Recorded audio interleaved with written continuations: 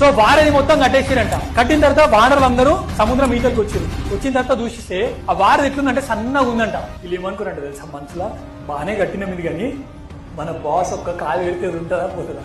ఇంకొక ఆయన అంట, కరెక్టే నువ్వు అన్నది, బాస్ తో పాటు పెద్ద మనిషి జాంబవంతుడు కూడా ఉన్నాడు, దాంతో పాటు నువ్వు కూడా నేనున్నావు, పుచ్చుకున్న సముద్రంలో మనం పడితే ఎట్లా, ఇదంతా డిస్కస్ చేస్తారంట.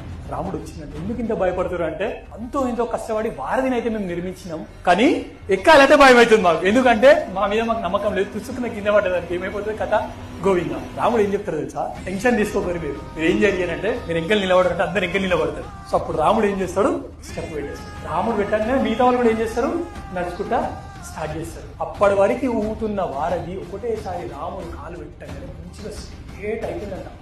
ఆయన అడుగు పెడుతున్నా కొద్దిగా గట్టిగా అయిపోతుంది. జాంబవంతుడు వచ్చి అడుగుతాడంట, అయ్యా నీ మీద పిట్టె గుడి కట్టినట్టు కట్టినవు, నువ్వు జస్ట్ నిలవడానికి ఇంత స్ట్రాంగ్ అవుతుంది, మాతో ఎందుకు కట్టించినావు, ఒక బాణ వేసి నువ్వే కట్టుకుంటే అయిపోతుండే కదా, నీ అనుగ్రహం లేని ఏది కాదని మాకు అర్థమైంది, కానీ మమ్మల్ని ఎందుకు యూజ్ చేసుకున్నావు నువ్వు.